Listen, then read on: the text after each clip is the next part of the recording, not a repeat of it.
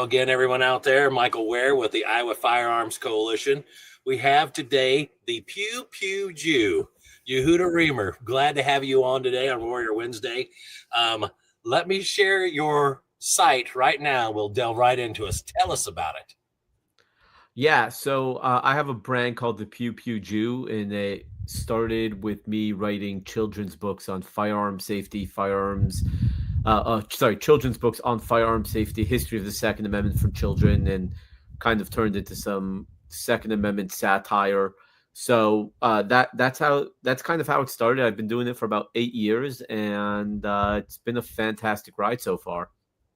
So did you come up with the Pew Pew Jew moniker, or was it offered to you? So I was working on one of my books called 27 Words, which is a breakdown of the 27 words of the Second Amendment for children. And I was talking to a friend of mine who's a Second Amendment historian and asking all these questions. And then in the middle, he just is like, you know what? You're like the Pew Pew Jew. And poking fun at me. But little did he know that that would turn into my brand.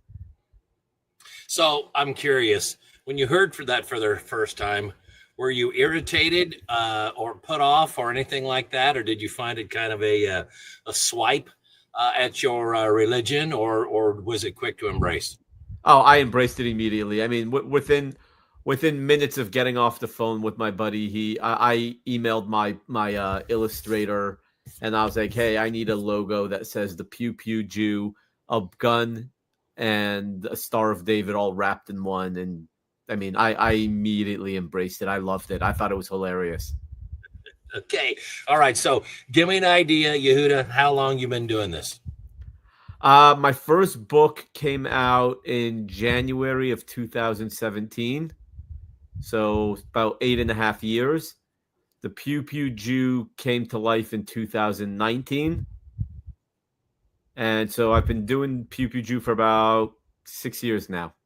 Okay, fantastic. So you started by writing, did you say children's books? Children's books, yes. Okay, and were you getting any pushback from people? Okay, so you go to temple, wherever it is that you see these people during the day. Were you experiencing pushback, or did you have a lot of people opt in? I'm curious about that. It was kind of a mix. I didn't really get people getting pushback about the book per se. I got more pushback, people calling me a gun nut and a conspiracy theory, and all of those typical,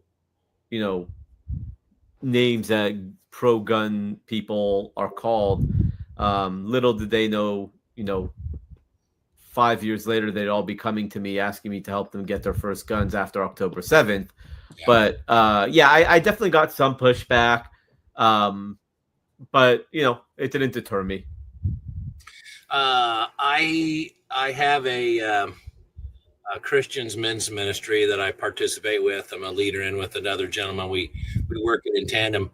And there are times that people sit down and there are new people coming to the group from time to time, and you visit, and you kind of have an understanding, as when you walk into a church or a temple or a synagogue or whatever it is you're walking into, you have a perception of who's going to be there, how they're going to carry themselves, and what expectations you might have for those people. And sometimes it comes to light what I do for a living, and my full-time job is I build custom firearms.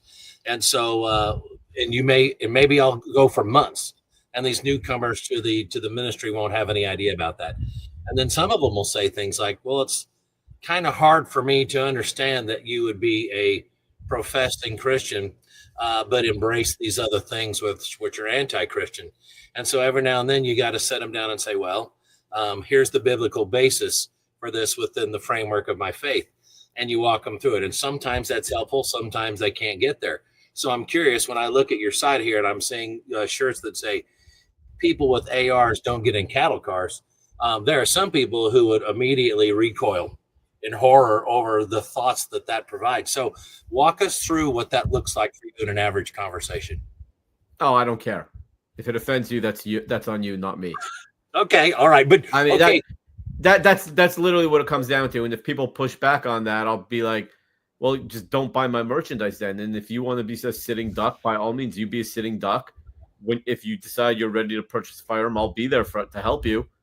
But if you're offended by things that I say or things that I put out, that's not on me.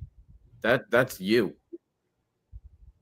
Yes, but what I'm trying to ascertain, and if you're not willing to talk about it, you don't want to. This isn't a gotcha thing at all. Just tell me, Michael, here's your kite, go fly it. I'm okay with that. What I'm trying to figure out is if you've had to have conversations with people over the basis of your faith, and how you justify this being balance the equation of your faith. Have you ever had to do that? Oh, yeah. Okay, that's what you were asking. Yeah, I've had to do that a few times. And again, I explained to them that it is, coming straight from the Old Testament, even that if someone rises up to kill you, you can kill them first. I mean, self-defense is an inherent right that every human being should be able to exercise. And that's something that I explained to them. Now, a lot of people still are like, we're still anti-gun. I'm like, okay, you can be anti-gun as much as you want. That's fine. But I'm not anti-gun, and I will use whatever means necessary to protect me, my family, my community. So leave it at that. Take that as you will. Okay. Well, I wrote a think piece. It was a blog. And I outlined, I can't remember how I authored it, something like the biblical case for self-defense. And there were New Testament references, whatever else. But to keep it confined to something that you and I would have a lot of common ground on, I offered some Old Testament references. So one of them was, is it okay if I read them real quick? Sure. Okay, one of them was Genesis 14, 13 through 16, and it's talking about when Abram rescued Lot, and in KJV anyway, it says he smote, them to recover Lot, the family and the servants. Yes, smote means dispatched, and so it was acceptable, amenable to do what they needed to do in order to rescue somebody from harm's way. And then the one that I like the most probably would be Exodus 22, 2 through 3. And this is what it says in the NASB version. If the thief is caught while breaking in and is struck so that he dies, there will be no guilt for bloodshed on his account. If the sun has risen on him, there will be guilt for bloodshed on his account. A thief shall certainly make restitution. If he owns nothing, then he shall be sold for his theft. So people are like, well, I don't understand what that means. I'm like, if a crime is occurring, if your life's in danger, you can respond to save your own skin or the lives of others. Now, you can't sit back after this thing has occurred and say, I'm going to go proactively now or reactively on down the line and offer some sort of retribution. There's a distinction that I think people need to make. But when you play those things out and you seek the context of what's going on there, they're saying, no, you don't have to sit there and suffer the murder at the hands of somebody else or whatever else. You can. In this case, it says, thief or whatever else, but you don't have to sit there and accept a negative outcome that's being perpetrated on you. You can defend yourself. And in this case, property as well. So I think that there's a basis for those things that should be very easy for people of these kinds of faiths to help balance that equation for people. Do you agree, or have I chosen poorly some items? No, I mean, I definitely agree. I mean, all you have to do is look at, again, I'm coming from being an Orthodox Jew, right? All you have to do is go and look through the Old Testament, running from, like you said, Abraham fighting the kings, to Jacob preparing for war, to the campaigns of Joshua and all the prophets and the Maccabees. And Judaism is a warrior heritage. We've never been sheep led to slaughter like we are today. The mentality, that David versus Goliath mentality, is a true Jewish trait that many people have lost. So yeah, there's definitely a precedent for defending your life against any enemy that comes up to kill you. So, okay, I think that's an important distinction that people need to make, because sometimes people take it to the next level and say, well, I just can't imagine that it's okay for you to go kill people. And I try to explain to them, like, whoa, wait a minute. Self-defense for me is not with killing as a goal. Self-defense is for me, the goal is to stop the threat. And those are completely different premises. Those are completely different mindsets, because what these people assume of you and I, Yehuda, is the Pew Pew Jew, is they're assuming that you and I are going to go out there and say, yep, I can smoke people. I can smoke them. It's okay. No, that's not what we're saying. We're saying we can stop threats. And what people don't know about us is we almost always are able to pivot immediately to life-saving mode. Would I put a tourniquet on a guy who I stopped a threat against? Yeah, I would. We do this. Absolutely. So, I mean, it's not that we savor or embrace the loss of life. No, of some sort of attacker. No, that's not it. We seek to stop innocent blood from being shed. So it's important. It's important to make that distinction. And I don't know, are you having to make these kinds of defensive statements very often, or are people in your community starting to understand these things? Because I don't know if they are or not in mine. So in Orthodox Judaism, Orthodox Jews tend to believe more in, Judeo-Christian values and the Old Testament and the right to self-defense. Now, that doesn't mean they're all pro Second Amendment necessarily, or gun owners, but a majority of them understand, the right to life and the ability to defend yourself. One big thing that I'm always questioned on, and I always shut them down immediately, is, I always tell people, well, tell me in the Bible where it says you can't kill. And they look at me, with this look of like, I don't even know, this crazy look, like, well, it says it right in the 10 Testaments, the 10 Commandments. Sorry, it's been a very long day. Yeah, it said, I said, where in the 10 Commandments does it say that you can't kill? And they're like, well, it's the 5th one or 6th one. I'm like, no, it doesn't. It says the Hebrew version, the Hebrew word, the original text is, the word is tirtzach, which means thou shalt not murder or kill intentionally. But nowhere does it say you can't kill. And they're like, well, no, it kind of means. I'm like, no, it doesn't mean. Like, don't try changing the original text. The original text is thou shalt not murder. But it also says in the Old Testament, like we said earlier, if someone comes to kill you, you can rise up and kill them first. So if you were not allowed to kill, then you can't kill animals. You can't kill a fly that's buzzing around your house. You can't kill anything. But that's not the case. Yeah. Yep, that's an important distinction to make. When people talk about that, I'm like, okay, where is it? 10 Commandments. Okay, where is that read? Most people don't know that's Exodus 20. Okay, if you're going to go read that, which is good, then back up a few chapters before and start understanding the context of what's happening here, and leaving all this slavery and oppression. And then the Almighty says, here are my 10 intolerances for you people moving forward. You need to understand these things. And it doesn't say thou shalt not kill. And if you're reading it in some sort of version like that, then you're reading the wrong version because the context is being lost.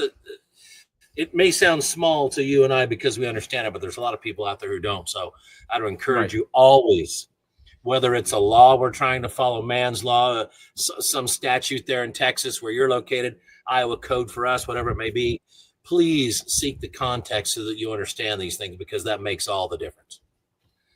Okay, so if we go to I'm wrong. I almost said that wrong. The pewpewjew.com. If we go there, what kinds of things are we going to see on your site? Oh, you're going to see a lot of fun stuff from my books, signed copies of my books, to some awesome patches, to T-shirts, to button-down shirts, to, I've just got a slew of things on my website.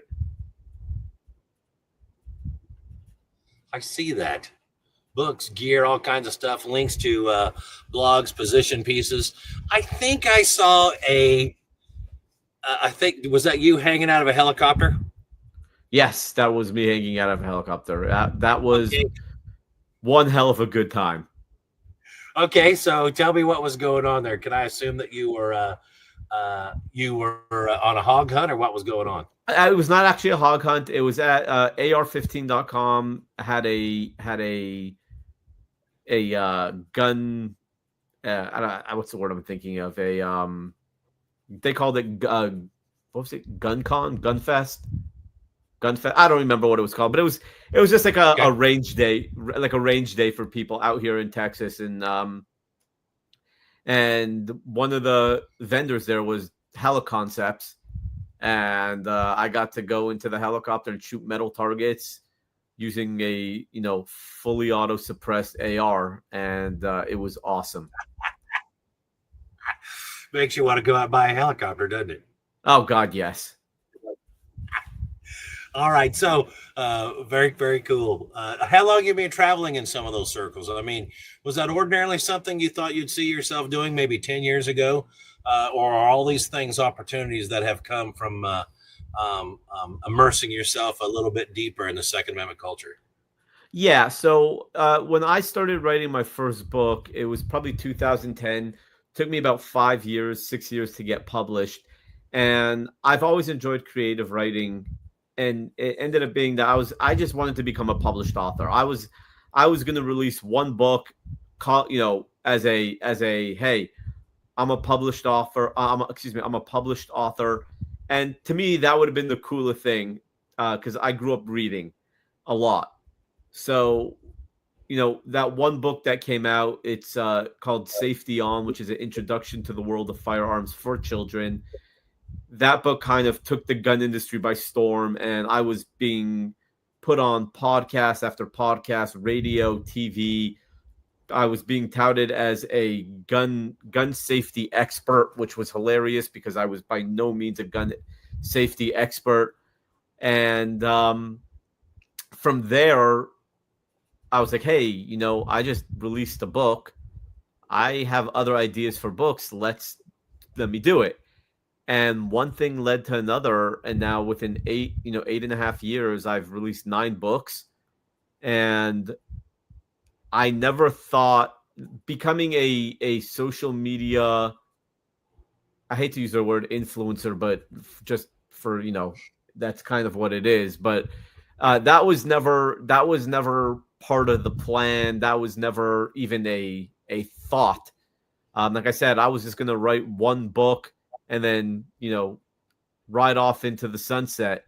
My legacy would be my one book. And just as I kept posting and as I kept talking and doing podcasts and stuff like that, people just were interested in what I had to say, which my wife is still shocked about to this day. And people just interested, and little by little, I just kept on growing and growing and growing until, I get to meet the coolest people. I get companies sending me hardware to try out for them, and it's been pretty fantastic and a really cool ride. So, give me an idea. Does your website have a ton of traffic to the point where you're worried about it not responding? I mean, do you have those things well in hand? And I have. Okay, because we haven't had any trouble with it because we've aligned ourselves with Second Amendment friendly hosting services and web developers, that kind of stuff. But I do talk with people out there that get on Second Amendment oriented sites, firearm sites, whatever else, and they do have trouble. And some of those people that own the sites have trouble with those kinds of things because they're operating in unfriendly territory by far and large. I didn't know. Have you had to navigate some of those waters, or has it been pretty seamless? It's been pretty seamless because if you look, like I'm not selling anything gun related necessarily. I mean, I am, but I'm not selling guns. I'm not selling holsters. I'm not selling, I'm not selling ammo. I'm not selling anything like that. I'm selling books and t-shirts. So, I haven't had any real issues since I launched. All right. Well, what we've been doing is we've been adding the Iowa Firearms Coalition a whole bunch of trusted partners, so to speak.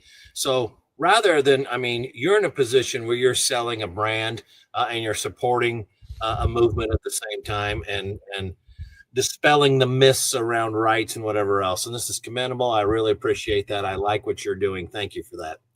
What we're doing at the Iowa Firearms Coalition is because we would rely on membership and whatever else, we're trying to grow our value added for people. So we've got a list of trusted partners. If you go to iowafc.org, you can see that there are people there that are supporting you. And as a member, you can get program codes, discounts, all kinds of things that allow you to save a few bucks. And sometimes, some cases, it's a lot of bucks. So because we rely on membership dollars in order to operate, we're trying to truly build up the value of that membership to the point where it's absolutely a no-brainer. Like, if you're going to go over to Brownells and you want to use IFC's program code or promo code as a member, you can do that. Well, I'm going to go over there and spend $1,500 today on parts to build my next such and such. Well, you should be a member because it only costs you $35 to be a member. And oh, by the way, you're going to save $150 today on your first purchase by doing this. So I don't know if there are things like that you see in your community or not, or where you're located down in Texas, but we are working very hard to build that up. So, of course, we have other things that we're doing too, but I want to mention those things so that people know about them. Now, I would like to understand, okay, do you have a full-time job then, or is your full-time job the Pew Pew Jew? So I did have a full-time job. Unfortunately, they had to let me go. So I'm looking for more work. But, I do a million different things from graphic design to my books to my website to photography to, I just have my hands in a bunch of little things. So I'm looking for full-time. But in the meantime, I'm making ends meet slowly. Sure. So are you finding yourself in positions where you're doing direct advocacy, like organizing, rallies, events, being part of movements at your Capitol building? Does that come into play for you, or how does that work?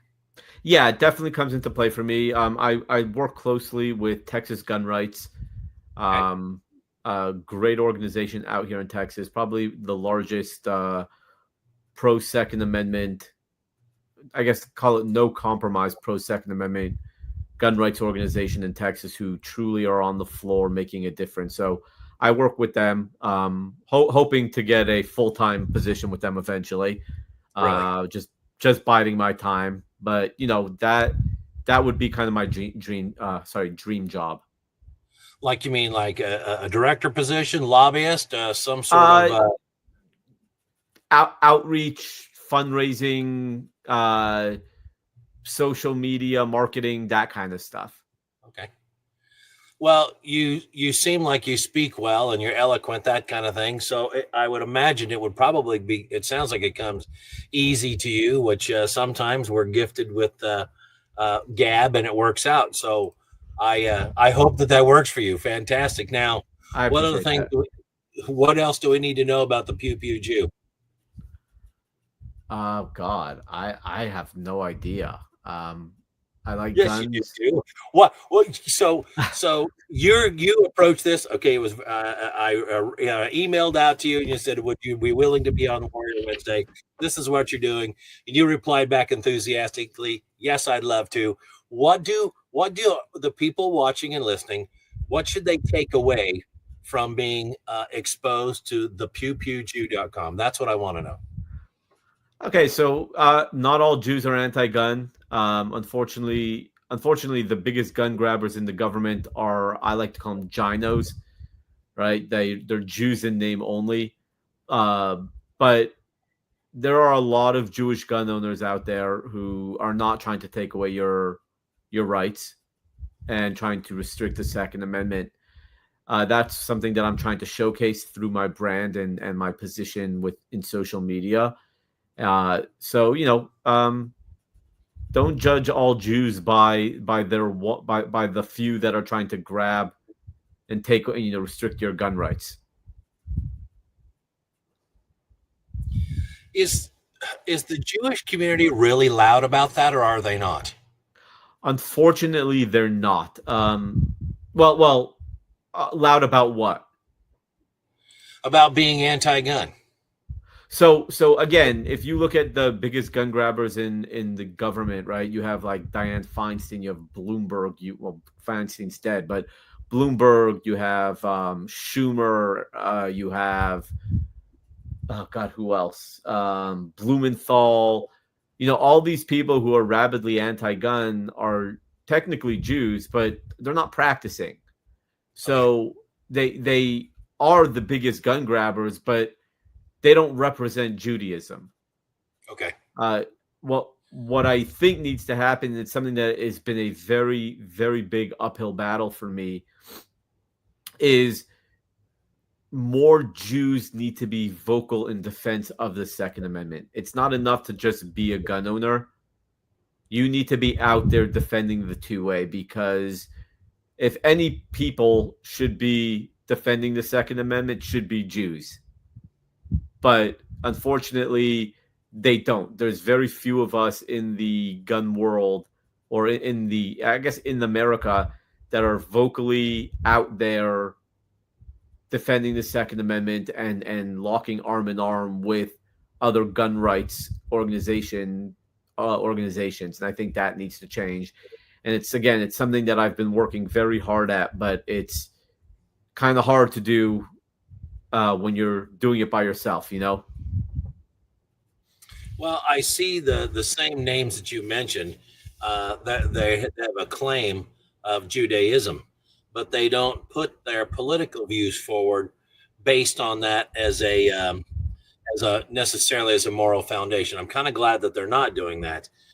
In fact, I'm very glad that they're not doing that. However, the perception, and I would like to be wrong about this, and this isn't derogatory in any way, the perception that most people have when I ask them about the Jewish community is that they're very, very passive, and that they're not willing to rise up and say much about it. It's probably an act of humility, or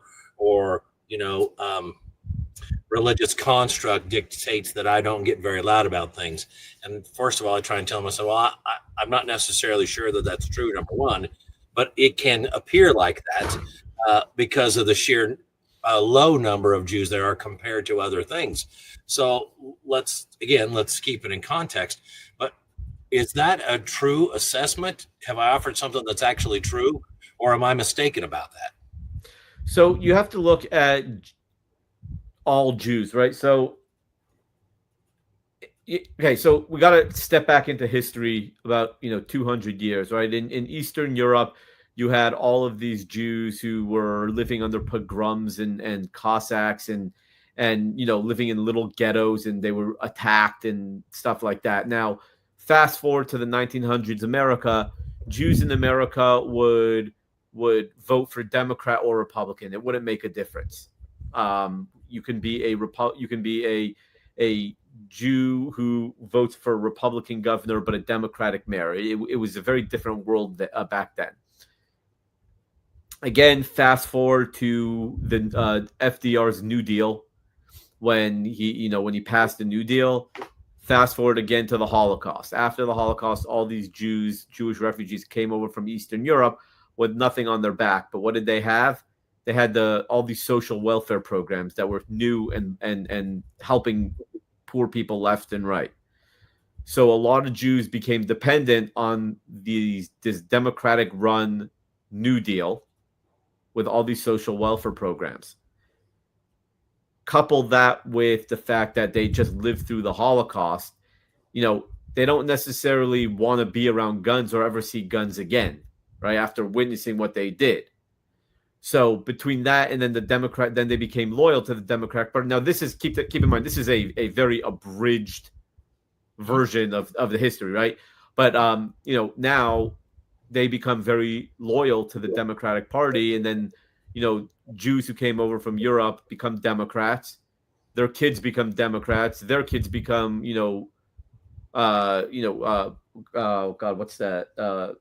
Woodstock liberal hippies.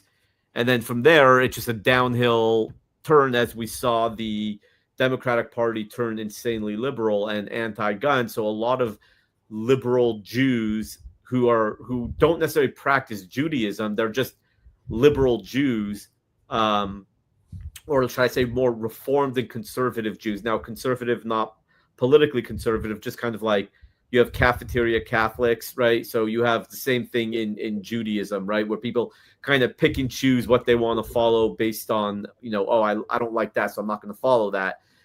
You have, Reform and conservative Jews kind of picking and choosing what they want to follow. But in reality, a lot of them, and this is not a blanket statement. I always have haters come at me afterwards. This is not a blanket statement. I know a ton of Reformed and conservative Jews who are incredibly pro-gun, but at the end of the day, a lot of them are more left-leaning and anti-gun. And of course, we all know liberals are the loudest people making noise against any position they take. So Orthodox Judaism, because they believe in Judeo-Christian values and because they believe in sanctity of life, they tend to be a lot more pro-2A, pro-gun. Now, it doesn't mean they're all, gun-toting owners, but they tend to view the Second Amendment as a beneficial thing that is there. So from within the Orthodox world, you have gun owners who are closet gun owners, don't talk about it. Then you have your gun owners who will talk about it and go to the range. Then you have your ones who are out there on the forefront fighting for the Second Amendment. And when I say those ones, there's like 7 of us in the entire country, right? Who are from the Orthodox world who are there fighting for the Second Amendment. And it's unfortunate because I think, like we were saying, Jews need to be more vocal about their defense of the Second Amendment. You're not going to find liberal Jews doing that, obviously, because they still want to ban all guns. And again, they're the loudest ones. So when the pro-gun Jews are remaining quiet, just because they don't want to get involved because of repercussions, right? I don't care. Like I went on Fox News and I said liberal Jews worship liberalism before they worship Judaism, right? And I got so much flack for that. But like at the end of the day, it's a true statement. So I'm okay with verbalizing and vocalizing things that I believe in. A lot of Jews won't do that. And I think that's the problem, is that you have them there who they should be vocal, but their silence is deafening. But then you have the liberal Jews who the world sees as representing Judaism. They are incredibly vocal about, stripping away our gun rights. So that's why a lot of Jews are thought to be anti-gun. Well, I think that's extremely important, and I'm really, really thankful that you're willing and able to do this. And I'm going to make a statement here, and you need to correct me if I'm wrong about any of this, okay? Because I really, Yehuda Remer from the pewpewjew.com, I really, really want to know if what I'm about to say is inaccurate in any way, okay? Okay. It appears as if, and this is from a Second Amendment foundational perspective, not cultural, not religious, but from a Second Amendment foundational perspective, it appears as if you could take the average, let's say that you pluck a Canadian person, a Canadian family out of Canada, and you transplant them into Danish culture, South African culture, somewhere in Southeast Asia, it wouldn't matter. You transplant them, and it wouldn't take 3 years, and you wouldn't be able to tell them apart from how they spoke, how they behaved, their cultural norms, from having lived there their entire lives, because they people naturally, usually gravitate, to the cultural points and customs of those people around them. I would say that that's probably the case with most everyone, with the exception of an Orthodox Jew, because you can tell them apart immediately anywhere in the world by how they carry themselves. Not often how they look, but sometimes, but how they carry themselves, what they say, what they do. Their cultural basis has been fostered forward over thousands of years, and they don't tend to depart from that. And so I think that that's very wholesome. I think that that's very important. I happen to like that and have a deep respect for that. However, it appears as if some of the things that are propagated forward with those cultural ideas or whatever else are hard broken or hard corrected.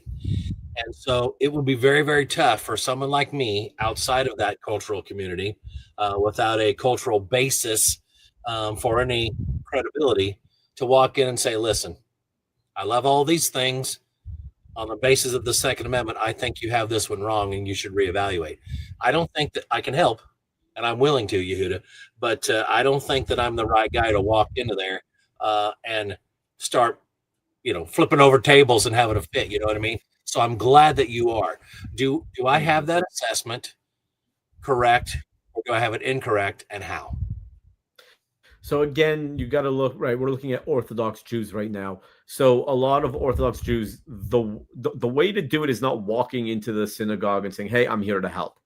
They'll be like, "Yeah, we don't want the help." The way to always do it, and this is what I've told a lot of my friends who are not Jews, not Jewish, who are like, "No, we want to get involved by helping the Jewish communities." It's all through the rabbi. It's all through the rabbi of the shul, of the synagogue, right? Like, if you want to get involved and volunteer your time, you always have to go through the rabbi, because if you don't go through the rabbi, you're not going to get your foot in the door. You call up the synagogue, make an appointment to see the rabbi, explain to him what you want to do, who you are, and if the rabbi is okay with it, then he will probably pass it on to the synagogue's head of security, or who's ever in charge of whatever that is. Like, for example, I have the head of security in my synagogue a few blocks from here called me up. He's like, "All right, we've got a grant. We need a firearms training and we need medical training." So I was like, "Yeah, not a problem." I called my friend. She's up for the task. One of the best instructors I've ever worked with in my life. I love this woman completely. Her name is Jera Hutchins. She's an absolute beast behind the gun and someone who has a heart of gold. So, she's going to do firearms training. And then I have another buddy of mine who does called Lone Star Medics, who was a paramedic for years, and he does emergency trauma medicine and tactical medicine, and he's going to be giving us class, right? But the way to do it is they went through me. They didn't just show up one day and say, "We want to help," right? Jews are have a lot of trust issues with outside people, which is understandable. But at the same time, I've worked in the firearms industry long enough to know that there's so many people who are not Jewish that I can count on, who truly have a heart of gold, and they are there whenever I need them, no questions asked. And so that's the way to do it. Okay.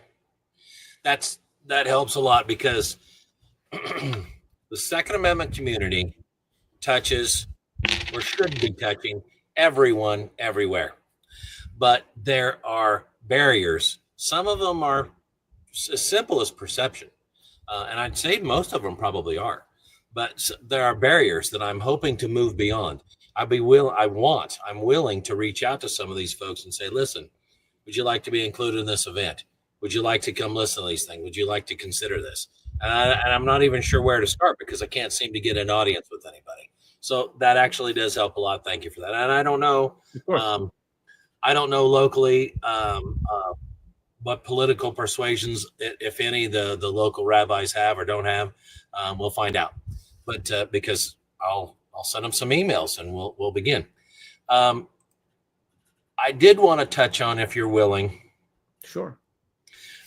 I wanted to touch on the reflection of October 7th as a cautionary tale, not just for Jews, but across the board, on the value of the Second Amendment, what those words mean, and how you apply them in order to be ready and prepared.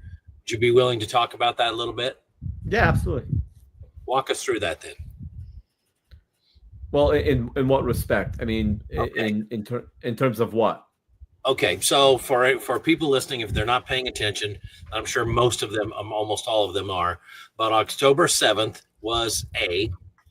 B, we learned this, and C, you should be applying this in the United States and beyond if you can, certainly for the Second Amendment of the United States, but so to guard against some of these atrocities. That's because we could talk about World War II And I think that people immediately zoom back into, well, that's history, therefore it doesn't have a significance in the moment. You can't say that at all about what Israel experienced on October 7th. So I would like to see that offered as a framework and a cautionary tale if you're willing to kind of do that. Does that help? Yeah, I mean, October 7th was a big wake-up call to Jews around the world. It was a deliberate attack on the sovereignty of Israel. And but because Jews around the world feel a special bond and connection to Israel because it's our homeland, even despite we don't necessarily live, not all live there, it's the Jewish homeland. So it definitely woke a lot of people up. Now, what I found is October 7th, as many people that woke up post October 7th, there wasn't enough people that woke up. Why? Because it wasn't here. It wasn't on American soil. What woke up Jewish Americans to the Second Amendment was the constant pro-Palestinian, pro-Hamas parades and protests that you saw across the country. That so many people were siding with a terrorist organization that terrified people. And seeing the attacks in New York and other places, Jews being beaten, some of them were killed, businesses being destroyed by these pro-Hamas organization or protest, if you will. That's what really woke a lot of people up.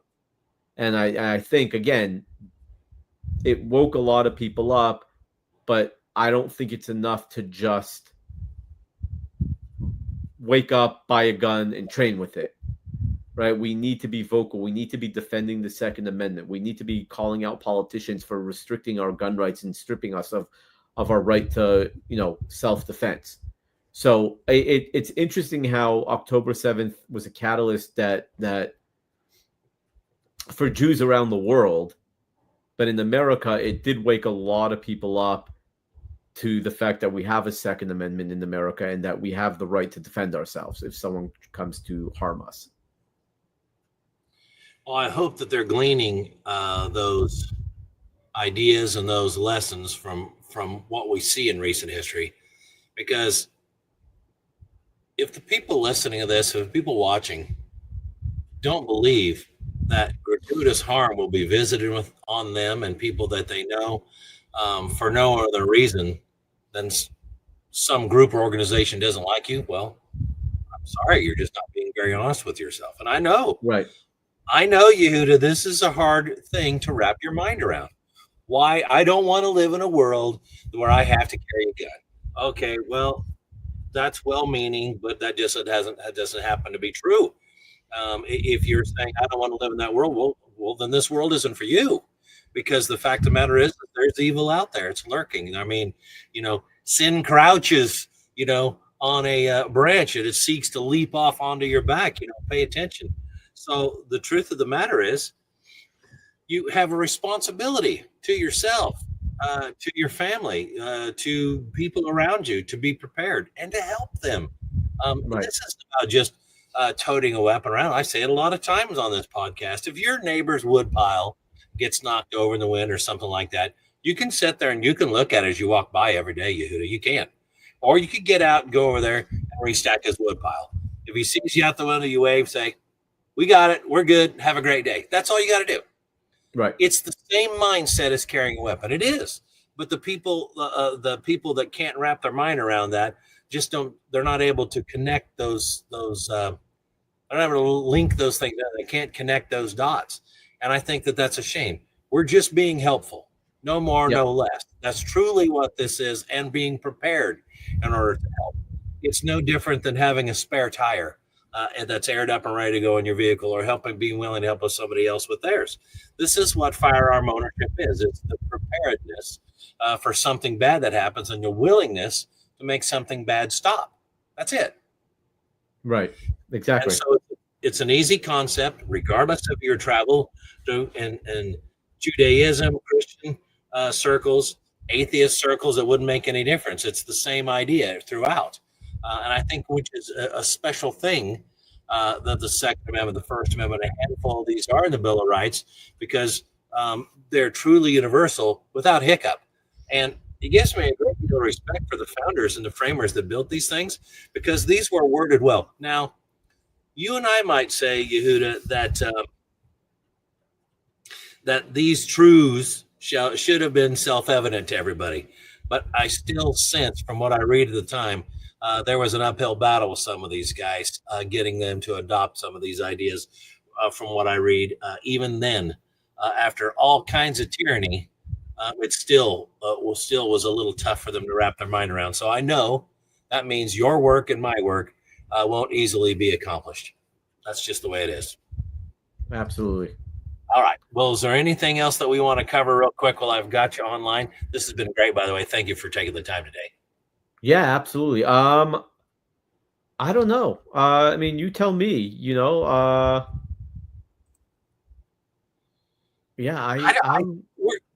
we're good. I reached out. Yeah, I'm an open book, so you can ask me anything. I'll answer anything. I'm not afraid to have a conversation about any topic. So if there's something you want to talk about, absolutely, I'm all for it. Just let me know. I've been going through a lot of health things, not sleeping well at night and stuff like that. So like my brain is like totally fried. Okay, all right. Well, but if you bring up a topic, I'm happy to talk about it. I just like, my wife is like, can you think of something to do today? I'm like, no, I can't. No interest. So and oh, by the way, it's not illegal for you to mow the lawn instead of me. I've tried saying that before. I've actually attempted handing my wife the key to the lawnmower and saying, well, you could try this, and she's like, no, that's clearly in man job description. And oh, by the way, the lawn isn't going to mow itself. So get after it, Michael. Okay, fine. Right. So good luck to you if that works. I kind of doubt it, but so my wife and I have been married for 17 years.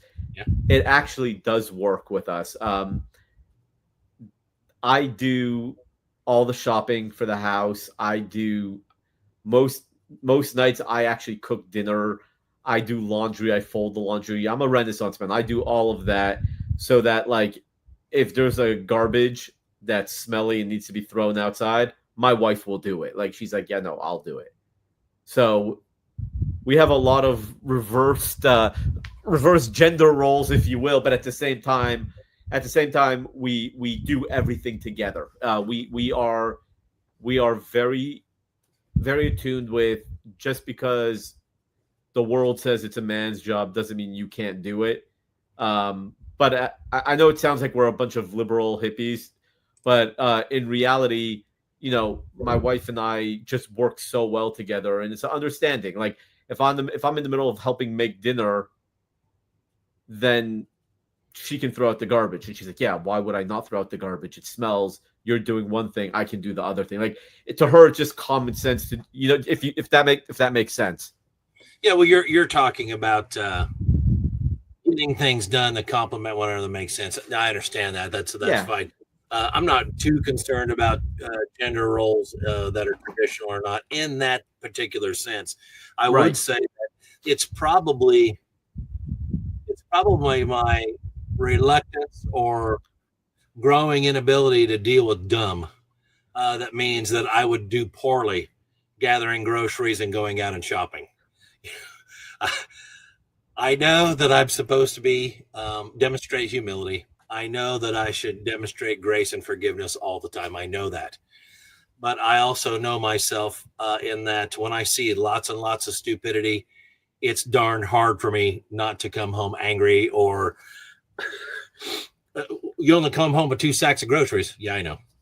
Well, the list I gave you should have been at least 10 sacks. Well, this is as far as I could get before I was about to lose my mind. So we got 2 sacks of potatoes and an onion.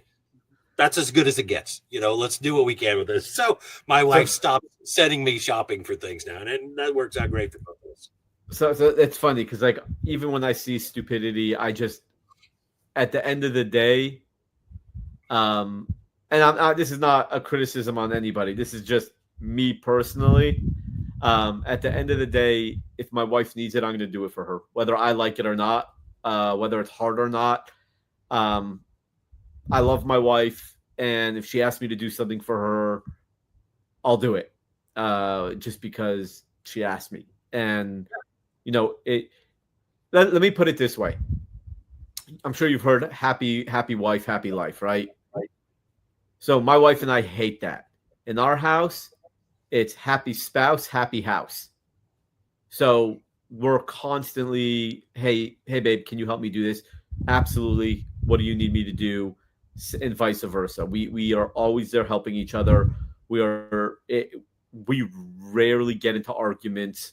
I think in 18 years of being together, we've only had 2 real fights, where we actually got mad and walked out of the door, out the front door. But yeah. I would say that's a pretty damn good record if you only have 2 real fights in 18 years. So my wife and I are always there, always complimenting each other, always helping each other. No matter what I need help with, like I said, it could be, hey, I'm making dinner. Can you throw out the garbage because I need room in the garbage for more garbage coming in? Yeah, absolutely not a problem at all. Like there's no, we do for each other because we ask each other. Mm-hmm. I follow. So, okay, thank you. Now, are you finding her really supportive in the Second Amendment realm? So yes, my wife is not a gun person. She doesn't like shooting so much, but she is incredibly supportive of what I do. I honestly could not have got to where I am without her. She is my muse. She is my inspiration for life itself. So, she is incredibly supportive of the Second Amendment, and I love that. Fantastic. I'm glad to hear it. Okay. Well, those are some of the things I wanted to touch on. Why don't you give us, if you're willing, some sort of parting thought regarding the pewpewjew.com, Judaism as a whole, if you'd wish, anything that you'd like to say so that we know a little bit more, and more importantly, how we can help and what we had ought to do. So basically an action item or a parting thought. Would you offer that? Yeah. Basically, like my shirt says, right? People with ARs don't get in cattle cars. Just always remember the government's not your friend, and that you always have to be vigilant and cognizant of everything going around you, because the minute we lapse in our defense and our support of the Second Amendment is the minute we're going to lose it. Fantastic. I think that's perfect. Everyone, thank you for watching another episode of IFC's Warrior Wednesday. Yehuda Remer from thepewpewjew.com. Check him out, support him. If you're out there listening, it wouldn't be inappropriate to reach out to the local rabbi and say, is there some way I could help? Do you have questions or do your congregants, the folks that you see every day, do they have questions or concerns that we could help with? Let's do that. Let's make sure that we grow the Second Amendment community and start in the right places. Thank you, everyone. Thank you, Yehuda. Thank you for having me.